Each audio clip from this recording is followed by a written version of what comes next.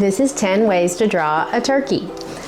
I'm going to show you how I draw a turkey with paint sticks, and then using the magic of technology, I speed up the video and show all these different time lapses of me throughout the last week, because I think I've drawn about 12 turkeys, and yeah, they've all been super unique because I use different materials for each one. Turkeys are beautiful animals. They have really cool patterns in their feathers, and they're just fun, low pressure, because I mean, you know, I'm probably not going to give away a drawing of a turkey to someone as a gift. I'm probably not going to sell it. So it's a really cool way to just connect with your practice and maybe learn, you know, how some of your materials play together. So let me know if you try any of these, or if you try something, you know, totally out of left field. We can all share and learn together. And yay, happy Turkey Week.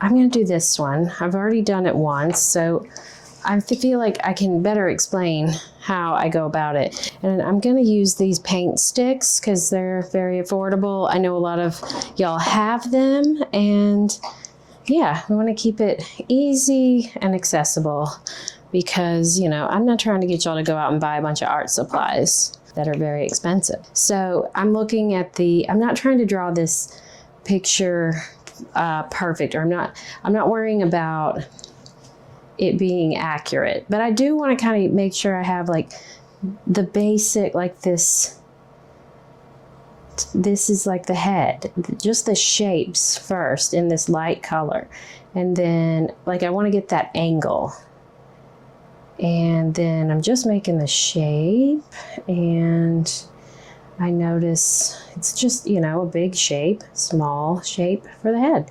And then if I mess it up, I can always just make one bigger and add on to it like that. And then, you know, let's look at the other shapes coming off of the big shape. So just like anything, I always try to just identify the angles and the shapes. The biggest shape first is always a good idea. We can't even see this turkey's feet, but let's give it some feet.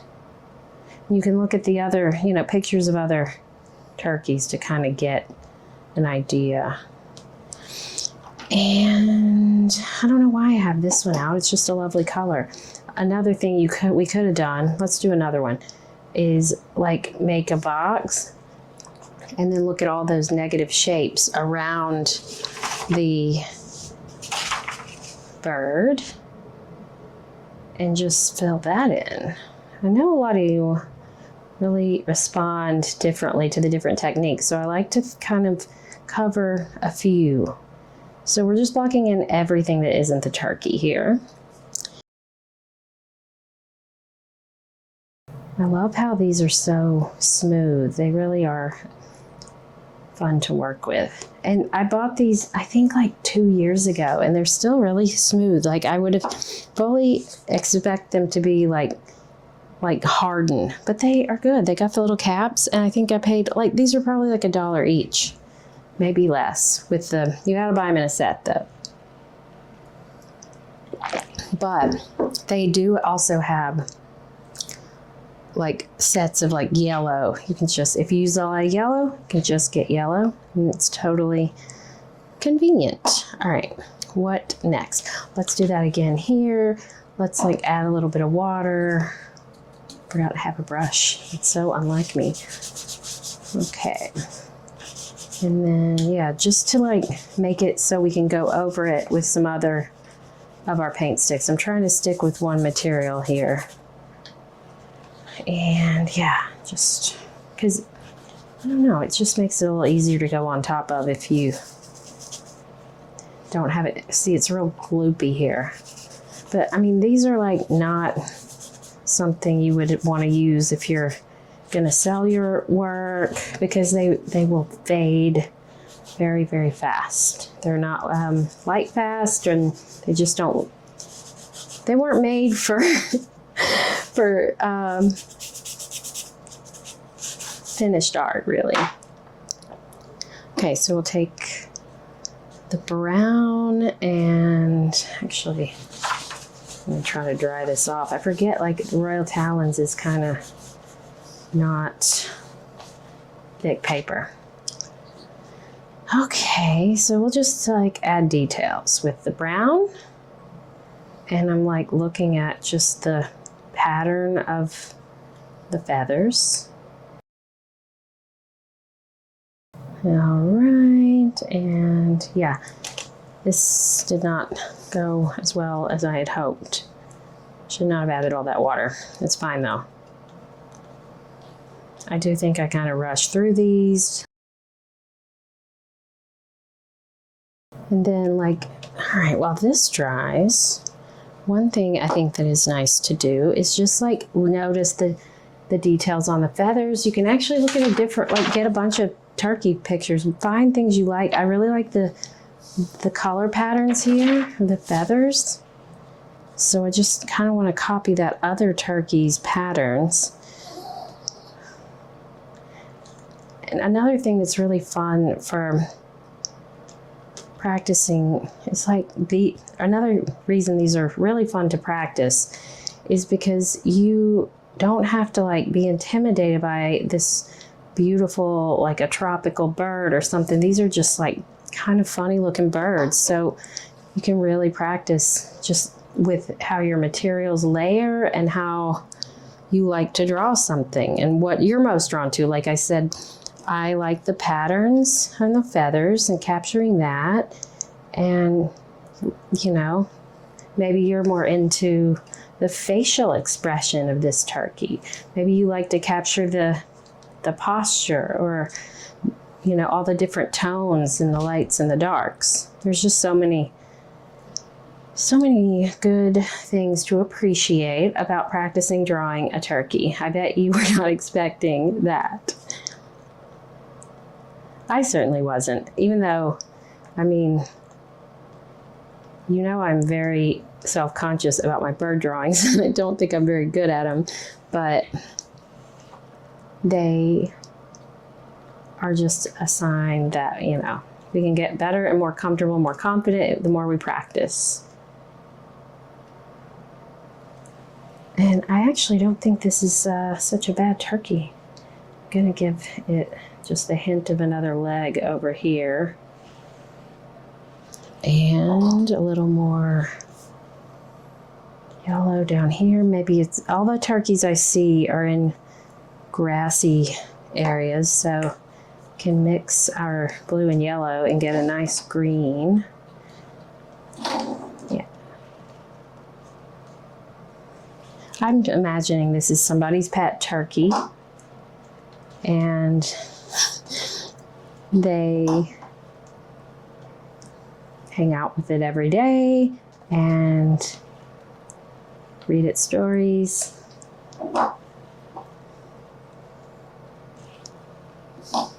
All right, now just gonna add a little more water. Yeah, if you're using a Royal Talens and you are like me and you find yourself like using a little too much water, like I always do, I always just have like a little, I started using these tiny cups because my cat would always knock over the paint, and if it's just a small amount of water, it's definitely not as big of a deal. So then I kind of realized it's so easy to just dip my finger in and not have like a brush, a loaded brush with water. That was like a nice way to mix up my Neocolors or the paint sticks or whatever, just to blend them in, because I mean, like, blending stuff is really fun. It's like one of my favorite things about mixed media. And yeah, it's also easy to get better at it and understand it a little more, because like you can just sit on the couch and like mix materials and really get inspired by your own practice instead of, you know, taking a class or something. You can just get inspired through your own play.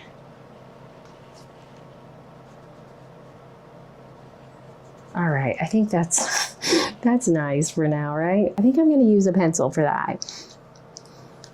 Okay.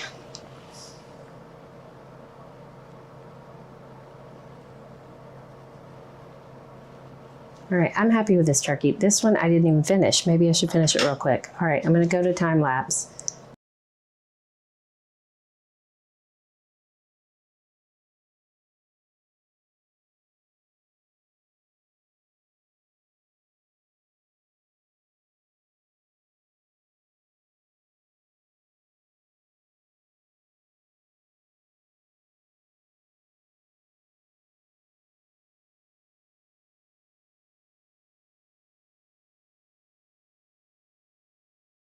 Kind of play around with like the fastness and how you move your hand when you're making the different marks.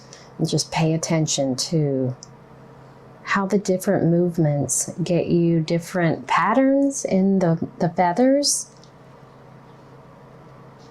The quickness, the slowness. There's so much about drawing that is a rhythm, you know, that we really need to pay attention to.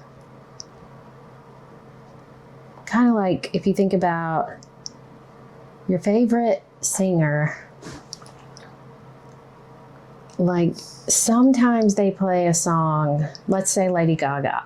If she's singing Bad Romance or Just Dance, she's going to move in a totally different way than if she's singing, oh my God, I can't think of the song, the one with Bradley Cooper, or anything from like Joanne or any of the like slow ballads.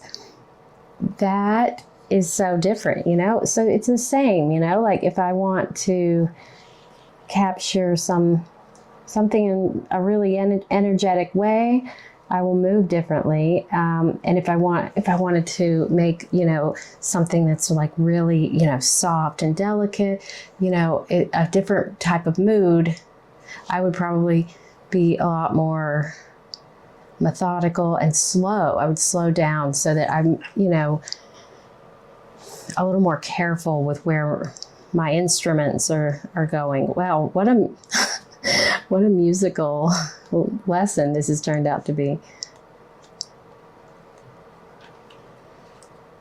All right, so I don't think I need to do anything else to either of these except maybe add the little dangler thingy to this one. Please forgive me, friends in the turkey community, because I don't know what that is called.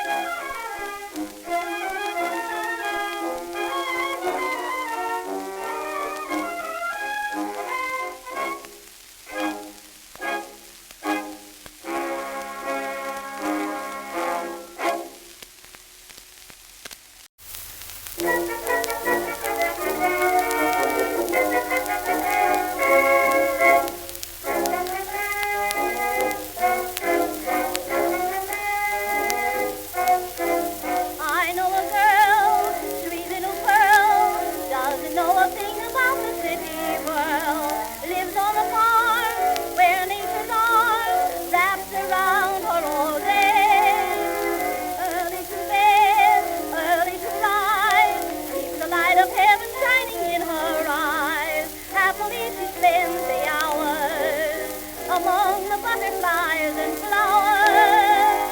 Happy, happy, happy little country girl, but too good for any tomorrow. Simple dress and pins and ribbons round her crown. She's a beautiful lady. Reuben lover loves her to her fingertips. Love her kisses just like honey drips. He doesn't taste the drugstore on her ruby lips. Happy little country girl.